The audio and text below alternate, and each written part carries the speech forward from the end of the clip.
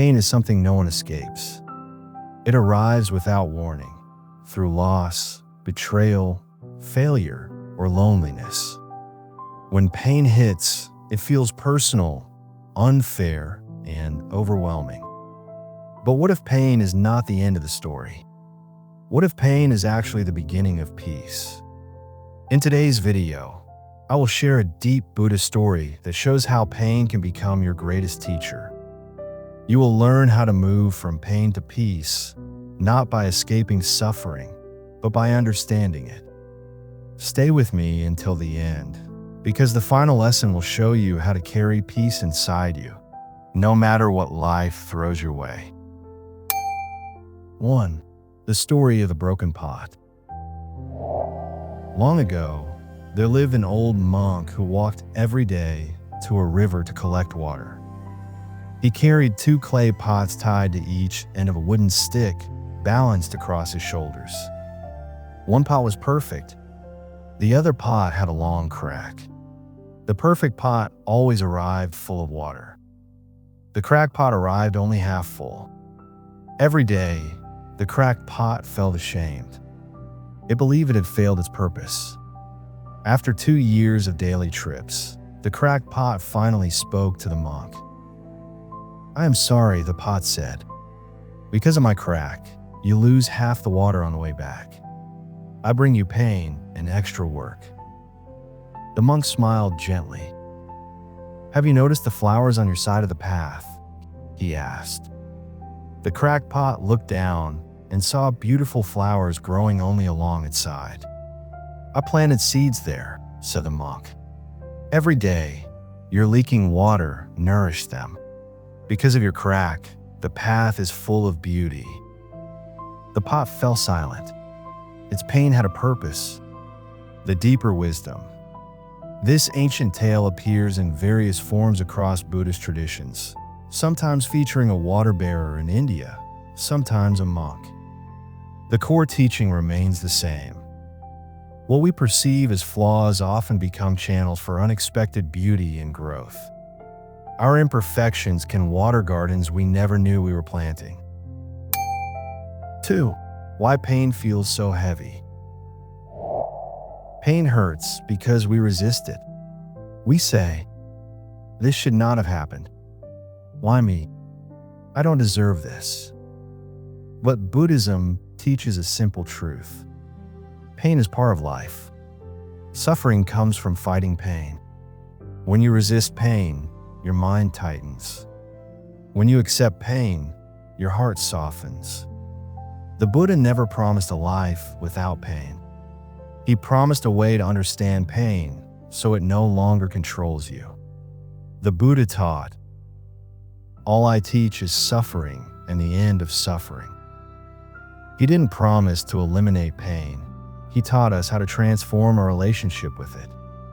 The first arrow of pain is inevitable, but how we respond determines whether we add layers of unnecessary suffering.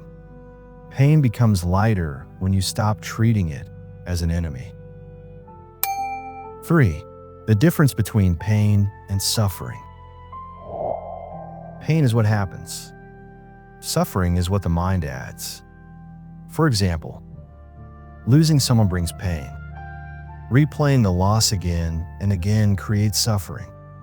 The Buddha taught that suffering arises from grasping, from clinging to how things should be instead of accepting how they are.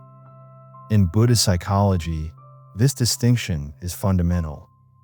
The Pali word dukkha encompasses not just suffering, but also unsatisfactoriness, unease, and the transient nature of all phenomena. Understanding the layers of suffering. Buddhist teachings identify 3 types of dukkha. The suffering of pain, dukkha dukkha, the obvious physical and emotional pain. The suffering of change, viparinama dukkha, suffering from impermanence, knowing that even pleasant experiences will end. The suffering of existence, sankhara dukkha, the pervasive unsatisfactoriness that comes from not seeing reality as it truly is. When you accept pain without judgment, you remove half of its weight. This is the first step from pain to peace. 4. Turning toward pain instead of running away. Most people try to escape pain. They distract themselves with noise, work, food, or constant entertainment. But pain does not disappear when ignored. It waits. Buddhism teaches turning toward pain with awareness. When pain arises, sit quietly, breathe slowly, observe the feeling without labeling it as good or bad. Say silently, "This is pain. I allow it to be here." Buddhist monk John Yeo explains that in Buddhism, practitioners don't try to avoid or remove suffering, but instead try to see it as it truly is. Pain loses its power when you stop running. The teaching of the two arrows.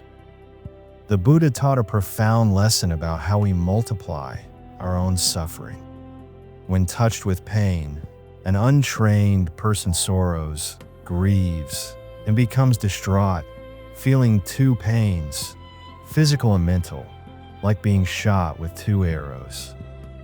The first arrow is the unavoidable pain life brings, the illness, the loss, the disappointment.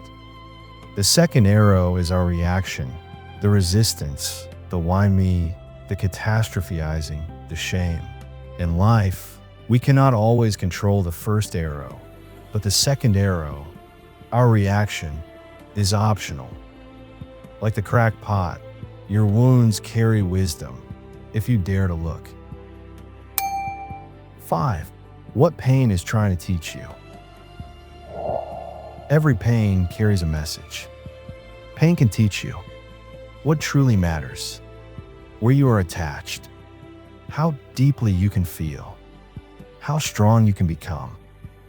The Buddha taught that wisdom grows from direct experience, not comfort. Ask yourself gently, what is this pain showing me? Sometimes pain shows you a relationship that no longer serves you, a path that needs change, a truth you avoided. Pain is impermanence teacher. Buddhism teaches that all phenomena are impermanent, anicca. Pain reminds us of this fundamental truth. When we experience pain, we directly encounter the changing nature of all things. This isn't meant to be depressing, it's liberating. When we truly understand impermanence, we learn to appreciate each moment fully while holding life more lightly. Peace begins when you listen instead of resist. 6. Compassion, the bridge from pain to peace. Pain often makes people hard. They close their hearts to protect themselves. But Buddhism teaches the opposite. Compassion heals pain faster than defense. Start with compassion for yourself. Instead of saying, "I am weak for feeling this," say, "This is human. Anyone would feel this." Then extend compassion to others. Even those who cause your pain act from their own suffering. Compassion does not excuse harm. It releases hatred from your heart. The practice of self-compassion. Buddhist psychology emphasizes metta, loving kindness, beginning with oneself. When working with pain, practitioners are taught to breathe into areas of discomfort and offer themselves the same kindness they would give a dear friend. Research on Buddhist meditation practices shows that mindfulness meditation can reduce pain intensity by 33% and tension by 43%, serving as an effective and portable means of reducing both pain and emotional distress. And when hatred leaves, peace enters. 7. The practice of letting go. Peace does not come from fixing the past. It comes from releasing it. The Buddha said, "You only lose what you cling to." Letting go does not mean forgetting. It means loosening your grip. You can say, I allow this experience to pass through me. Like water flowing around a stone, life moves forward when you stop holding on. Understanding attachment. In Buddhism, attachment, upadana, is one of the root causes of suffering. We attach to pleasant experiences, wanting them to continue forever. Our self-image, defending it against threats. Our expectations of how life should be. Even our pain, making it part of our identity. Letting go is a gradual process of releasing these attachments, not through force, but through understanding their impermanent nature. Letting go turns pain into space. Space allows peace to grow. 8. Daily practices to move from pain to peace. Here are simple Buddhist practices you can use every day. 1. Morning awareness. Sit quietly for 3 minutes after waking. Focus on your breath. Remind yourself, today, I choose awareness. This practice roots you in the present moment before the day's demands begin. 2. Name the pain. When pain appears, name it calmly. This is sadness. This is fear. Naming creates distance. Buddhist teachers emphasize that observing painful sensations reveals they're constantly dissolving and changing. What seemed like solid misery is actually impermanent. 3. Body grounding. Feel your feet on the ground. Touch something solid. This brings the mind back to the present. The body is anchor. Buddhism teaches that the body is always in the present moment. When a mind spirals into past regrets or future worries, returning attention to physical sensations grounds us in now, the only moment we can actually influence. 4. Loving kindness phrase. Say softly, may I be safe. May I be peaceful. May I be free from suffering. You can then extend this to others. May you be safe. May we be safe. May all beings be safe. 5. Rain practice. A modern Buddhist-inspired practice for working with difficult emotions. Recognize what is happening. Allow the experience to be there, just as it is. Investigate with kindness. Nurture with self-compassion. 6. Evening release. Before sleep, imagine placing your pain on the ground. Tell yourself, I rest now. This practice acknowledges that healing continues even as we sleep, and we don't need to carry everything through the night. Small practices, done daily, create deep peace. 9. How peace slowly appears. Peace does not arrive suddenly. It grows quietly. One day, you notice. The pain still exists, but it doesn't control you. Your reactions become softer. Your heart feels lighter. Like the cracked pot, you realize something beautiful. Your pain helps something grow. Peace is not the absence of pain. Peace is the presence of understanding.